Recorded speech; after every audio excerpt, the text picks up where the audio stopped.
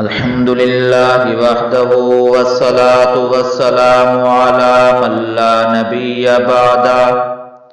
محترم سامعین کرام، اس سے پہلے میں نے آپ حضرات کے سامنے نماز کی شرائط بالتفصیل مع دلائل بیان کی تھیں۔ آج کی مجلس میں ہم نماز کے اندر کے فرائض جنہیں ارکان نماز کہا جاتا ہے، ان کے حوالے سے بالتفصیل مع دلائل گفتگو کریں گے۔ آج کی مجلس میں نماز کے دو رکن یعنی تکبیر تحریمہ اور قیام کے حوالے سے گفتگو ہوگی۔ نماز کا پہلا فرض، پہلا رکن تکبیر تحریمہ ہے، یہ فرض ہے۔ دلیل نمبر 1 یہ ہے کہ سورہ اعلیٰ پارہ نمبر 30 آیت نمبر 15 میں اللہ تعالیٰ فرماتے ہیں وَذَكَرَ اسْمَ رَبِّهِ فَصَلَّى، اور اس نے اپنے رب کا نام لیا پھر نماز پڑھی۔ دلیل نمبر 2 سورہ مدثر میں ہے جی وَرَبَّكَ فَكَبِّرْ، اور اپنے رب کی بڑائی بیان کر۔ دلیل نمبر 3 مسلم شریف صفحہ نمبر 203 جلد نمبر 1 میں حدیث موجود ہے، عن معاویہ بن الحکم مرفوعا ان هذه الصلاة لا يصلح فيها شيء من كلام الناس انما هي التسبیح والتکبیر وقراءة القرآن۔ حضرت معاویہ بن الحکم رضی اللہ تعالی عنہ سے روایت ہے کہ شان والے نبی کریم صلی اللہ تعالی علیہ وسلم نے ارشاد فرمایا کہ بے شک یہ نماز لوگوں کے کلام کی صلاحیت نہیں رکھتی۔ نماز تو تسبیح کا نام ہے، تکبیر کا نام ہے، قرآن پڑھنے کا نام ہے۔ حدیث دلیل نمبر 4 جی ابو داود صفحہ نمبر 91 جلد نمبر 1، ترمذی شریف صفحہ نمبر 27 اور ابن ماجہ صفحہ نمبر 24 میں حدیث موجود ہے۔ وعن علی ان علیہ السلام قال مفتاح الصلاة الطہور وتحریمها التکبیر وتحلیلها التسلیم۔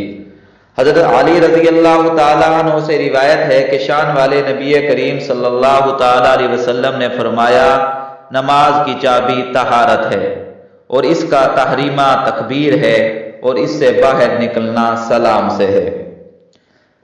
تو ان دلائل سے معلوم ہوا کہ نماز میں تکبیر تحریمہ یہ فرض اور رکن کی حیثیت رکھتی ہے۔ باقی تکبیر تحریمہ کا معنی کیا ہے؟ تکبیر تحریمہ کا معنی کیا ہے تو اور اس کی وجہ تسمیہ کیا ہے وہ بھی سمجھ لیں۔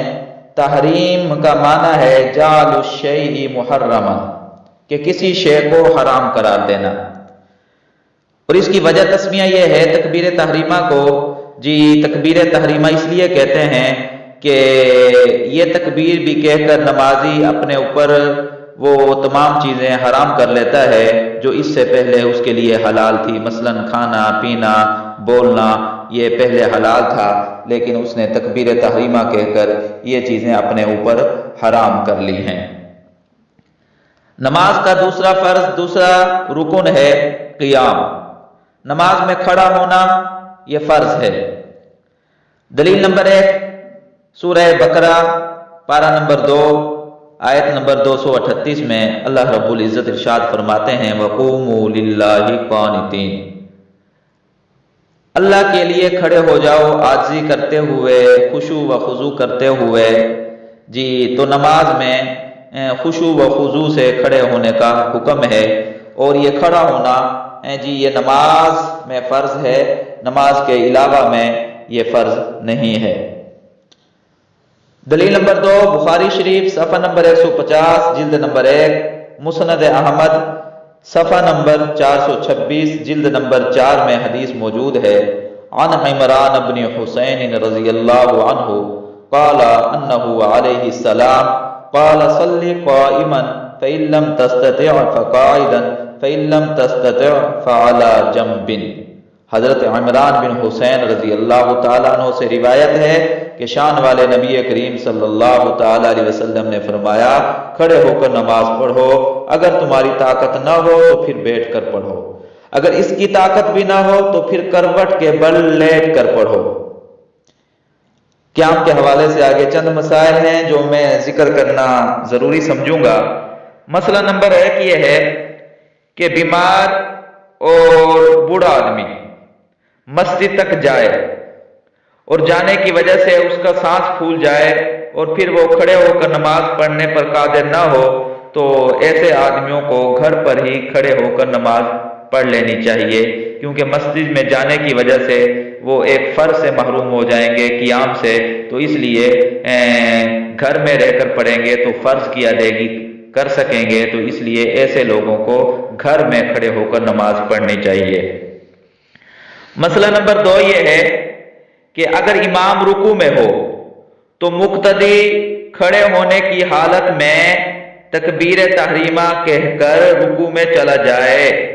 تکبیر تحریمہ کے بعد مزید کچھ توقف اور انتظار کی ضرورت نہیں ہے۔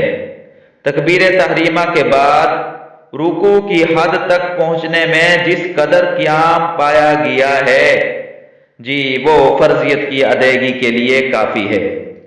یعنی اگر امام رکوع میں ہو اور مقتدی تاخیر سے آیا ہے تو ایسے شخص کو چاہیے کہ تکبیر تحریمہ کھڑے ہونے کی حالت میں کہے اور پھر جلدی سے رکوع میں شامل ہو جائے، تو یہ رکعت پانے والا سمجھا جائے گا۔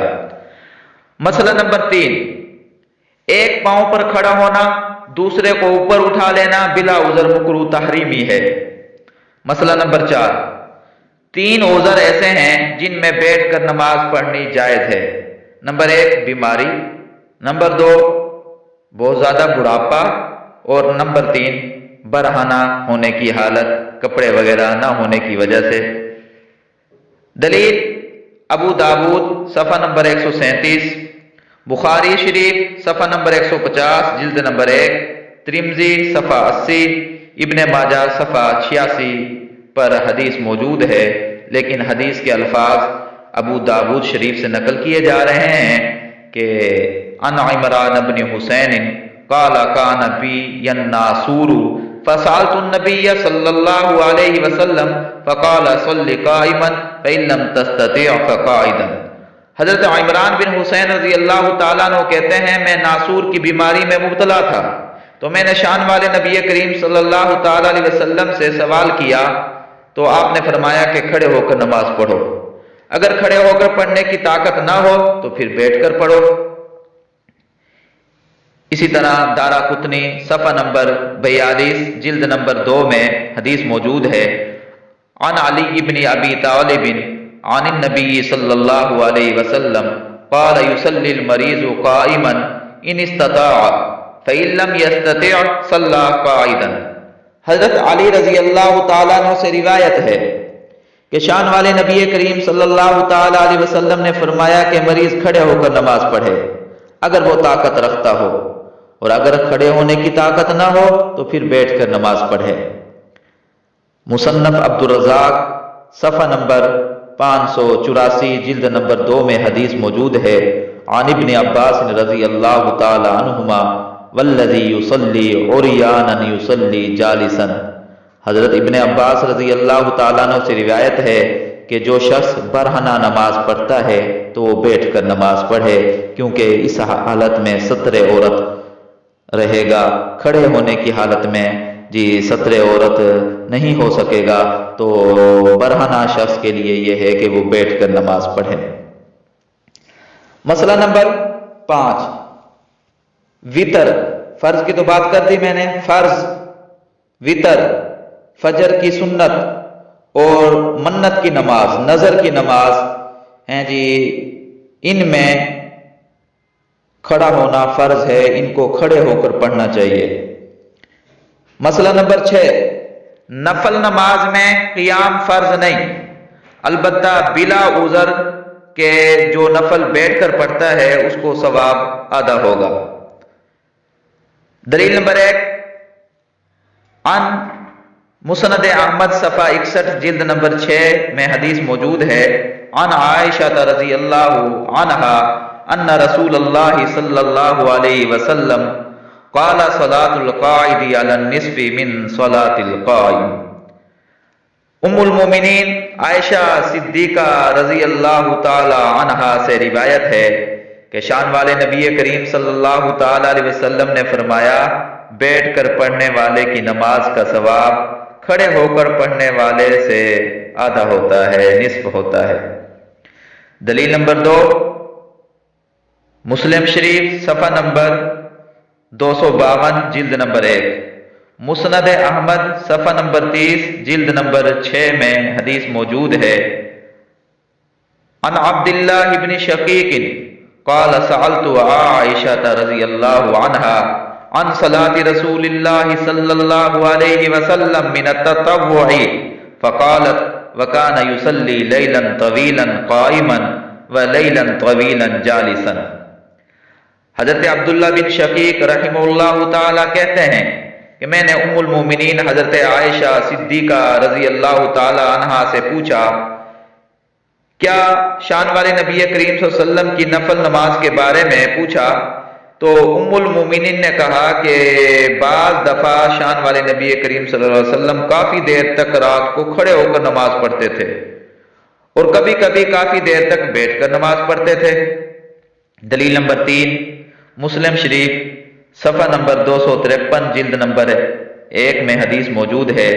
عن عبداللہ بن عمرو رضی اللہ عنہ قال حدثت ان رسول اللہ صلی اللہ علیہ وسلم قال صلاة الرجل قائدا نصف الصلاة قال فاتيته فوجدته يصلي جالسا فوضعت يدي على راسه فقال ما لك يا عبد الله بن عمرو قلت حدثت يا رسول الله انك قلت صلاة الرجل قائدا على نصف الصلاة وانت تصلي قائدا قال اجل ولكني لست كأحد منكم۔ حضرت عبداللہ بن عمر رضی اللہ تعالیٰ عنہ کہتے ہیں کہ مجھے یہ بات پہنچی کہ شان والے نبی کریم صلی اللہ علیہ وسلم نے فرمایا، بیٹھ کر نماز پڑھنے والے کو کھڑے ہو کر پڑھنے والے کی بنسبت آدھا ثواب ملتا ہے۔ تو ایک دفعہ میں شان والے نبی کریم صلی اللہ علیہ وسلم کے پاس حاضر ہوا، میں نے دیکھا کہ آپ صلی اللہ علیہ وسلم بیٹھ کر نماز پڑھ رہے ہیں، تو میں نے اپنی شنوید کے خلاف جب آپ کو بیٹھے ہوئے نماز پڑھتے دیکھا تو میں نے اپنا ہاتھ آپ کے سر مبارک پر رکھ دیا۔ شان والے نبی کریم صلی اللہ تعالی علیہ وسلم نے فرمایا، عبداللہ تمہیں کیا ہوا ہے؟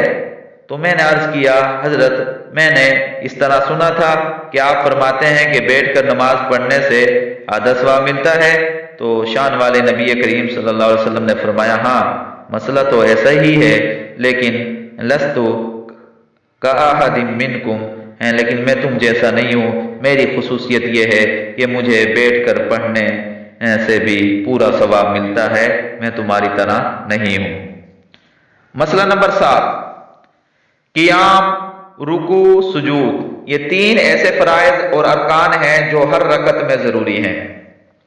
مسئلہ نمبر 8، قوما، یعنی رکوع کے بعد جب کھڑے ہوتے ہیں اس کو قوما کہتے ہیں۔ جلسہ، 2 سجدوں کے درمیان بیٹھنے کو جلسہ کہتے ہیں۔ قوما اور جلسہ اور تعدیل ارکان کا معنی قرار پکڑنا اعضاء کا، یہ امام ابو یوسف رحمہ اللہ کے نزدیک فرض ہیں، لیکن باقی ائمہ کے نزدیک یہ واجب ہیں، اور امام شافعی رحمہ اللہ کے نزدیک بھی فرض ہیں۔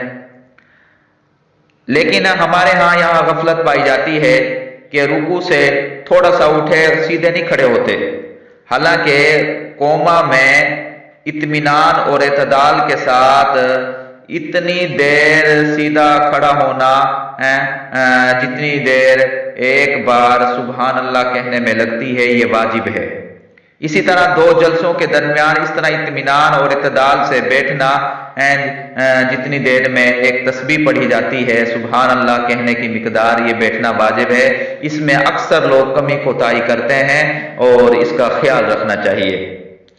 تعدیل ارکان کے متعلق ترمذی شریف صفحہ 70، مسند احمد صفحہ 340 جلد نمبر 4، ابو داود صفحہ نمبر 124 جلد نمبر 1 میں احادیث موجود ہیں۔ عن رفاعۃ رضی اللہ عنہ مرفوعا فاذا فعلت ذلك فقد تمت صلاتك، وَإِنِ انْتَقَصْتَ مِنْهُ شَيْئًا انْتَقَصْتَ مِنْ صَلَاتِكَ۔ حضرت رفاع رضی اللہ تعالی عنہ سے روایت ہے کہ شان والے نبی کریم صلی اللہ تعالی علیہ وسلم نے فرمایا، جب تم نے یہ بات کر لی تو تمہاری نماز مکمل ہو گئی، اور اگر تم نے اس میں سے کچھ کم کر دیا، تعدیل ارکان وغیرہ میں سے کچھ کم کر دیا، تو تم نے اپنی نماز میں کمی کر دی، اس کو ناقص بنا دیا۔ تو آج کی مجلس میں نے نماز کے 2 فرض تکبیر تحریمہ اور قیام کے حوالے سے تفصیلاً گفتگو مع دلائل کی ہے۔ اللہ تعالیٰ سے دعا ہے کہ اللہ تعالیٰ ہمیں عمل کرنے کی توفیق عطا فرمائے۔ وآخر دعوانا ان الحمد للہ رب العالمین۔